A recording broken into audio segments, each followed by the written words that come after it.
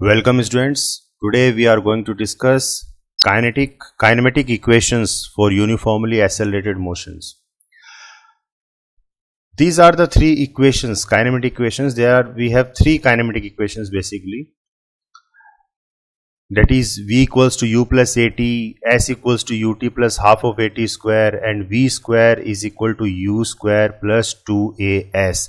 So these three equations, if you remember guys, you have also studied these equations in your 9th class in motion chapter.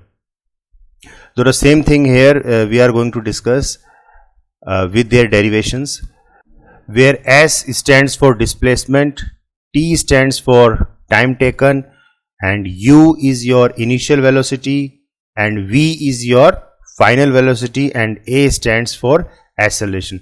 So these are three kinematic equations which are for uniformly accelerated objects. So what do you mean by uniformly accelerated objects? Where change in velocity is uniform. Where change in velocity is uniform with time, or where acceleration is constant. So let's begin. The equation 1 is, it is also known as velocity time relation or first equation of motion, that is v equals to u plus at. So you know that what do you mean by acceleration? So acceleration is nothing but the rate of change of velocity, that is delta v upon delta t, or you can write it as dv upon dt in the form of derivative, where velocity dv, change in velocity. So change in velocity is what? Is final velocity minus initial velocity, and change in time, final time minus initial time, and initial time is always 0, so you are left with only the time. So that is a will come out as v minus u upon t. So you can also write this equation as at equals to v minus u, and then transfer this u to the left hand side. So you will come out with v equals to u plus at. So this is the derivation of first equation of motion, v equals to u plus at, and put this equation as equation number 1. Now the second equation. So the second equation of motion, or this equation is also known as position time relation, that is s equal to ut plus half of at square. So for this we will derive this equation with the help of graphical notations, that is plot a graph between velocity and time, where at point B the object starts from rest, therefore this will be your initial velocity, that is u, and at point F will be your final velocity, that is v, and the whole thing takes place along the time t. So what will be the displacement? So displacement you have studied in 9th class, that the area under the curve will give rise to the displacement. So displacement will be this area, that is O A C B O. This whole area will give you the displacement. आ रहा है समझ में? ये हमने 9th class में पढ़ा है कि जो ग्राफ के नीचे, अगर ग्राफ आपका वेलोसिटी और टाइम के बीच में है, तो जो आपका स्लोप आएगा, वो स्लोप जितना भी एरिया कवर करता है, वो एरिया आपका क्या हो जाता है? डिस्प्लेसमेंट हो जाता है. ये हम डेरिवेशन कर चुके हैं, ठीक है ना.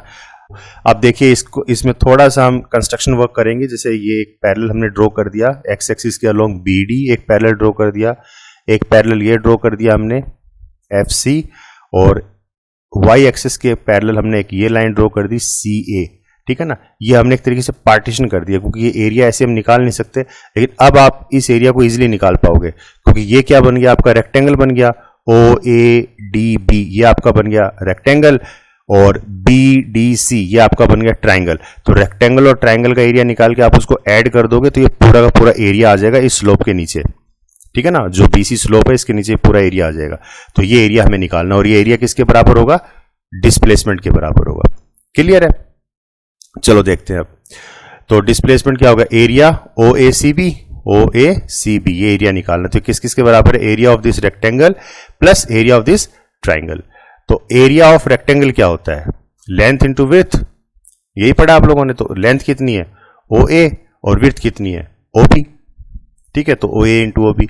और ऐसे एरिया ऑफ ट्राइंगल क्या होता है, half of base into height. तो हाफ ऑफ बेस हो गया ओ ए और हाइट हो गई आपकी डी सी, ठीक है, half of base into height. अब देखिए ओ ए आपका बेसिकली क्या है, ओ ए क्या है, टी है, टोटल टाइम। तो आप ओ ए की जगह टाइम लिख सकते हो। ओ बी आपका क्या है, ओ बी, तो ये आपकी हो गई इनिशियल वेलोसिटी, तो आप यू लिख सकते हो। ऐसे ही ओ ए, ठीक है, ये हमने बता दिया टी। और जो सी डी है, ये वाला सी डी, तो ये सी डी आपका एक्चुअल में क्या हो जाएगा, ये final velocity minus initial velocity, यानी कि वी माइनस यू हो जाएगा, ये वी माइनस यू, ठीक है ना। तो ये हम ऐसे लिख सकते हैं। तो आपको ये सिंपली अब क्या करना है, इस इक्वेशन में पुट करना है ऊपर। तो जब आप पुट कर दोगे फिर इसको सिंपली आपको सोल्व करना है, आप करके देख सकते हो। और ये बिल्कुल बहुत आसान है ये, और इसको सोल्व करोगे तो आपका यही आएगा, s equal to u t plus half of a t square, and this is your second equation of motion, that is s equals to u t plus half of a t square, ठीक है ना। इसमें देखिए एक term ये आता है v minus you, तो v माइनस यू की जगह हम ये लिख सकते हैं, क्योंकि जो इक्वेशन फर्स्ट इक्वेशन थी हमारे पास v माइनस यू किसके बराबर था, ए टी के बराबर था। तो आप यहाँ पे वही पुट कर दोगे, v माइनस यू की जगह हमने क्या पुट कर दिया, ए टी पुट कर दिया, ठीक है। तो ये बन जाएगा ए टी स्क्वायर, ठीक है ना। तो ये आप कर लेना इसको। Third equation of motion, v square equals to u square plus 2as, and this equation is also known as velocity displacement relation. तो इसमें इक्वेशन 1 हमारे पास क्या थी, v equal to u plus a t. तो यहां से हम t के रिस्पेक्ट में इस इक्वेशन को लिख देंगे, that is t equals to v minus u upon a। और इक्वेशन 2 हमारे पास क्या थी, s equal to u t plus half of a t square, ठीक है। तो आपको क्या करना है, ये जो एक्सप्रेशन है इक्वेशन थर्ड, ये आपको पुट करना है इक्वेशन 4 के अंदर। जहां जहां पे आपको टाइम है वहां पे आप ये एक्सप्रेशन पुट कर दोगे। तो putting 3 in 4 we get s equal to u, और ये t है तो t की जगह हमने क्या रख दिया, v minus u upon a plus half of a, और फिर t की जगह हम क्या रख देंगे, v minus u upon a का होल स्क्वायर, क्योंकि t स्क्वायर है। इसको कुछ नहीं, सिंपली सोल्व करना है, ठीक है ना। तो v माइनस यू का स्क्वायर यानी कि a माइनस b का स्क्वायर क्या होता है, a square plus b square minus 2as, यही होता है ना। तो उस हिसाब से इसको खोल दिया हमने, ठीक है। आप फिर ब्रैकेट ओपन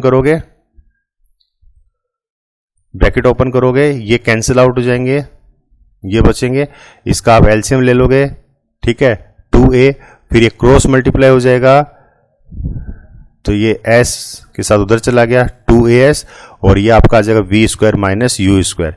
इसको फिर आप रीशफल करोगे तो आप इसको ऐसे भी लिख सकते हो, v square equals to u square plus 2as। Simple calculation है, आप करके देखोगे आपसे हो जाएगी। तो ये आपकी आ गई थर्ड इक्वेशन ऑफ मोशन।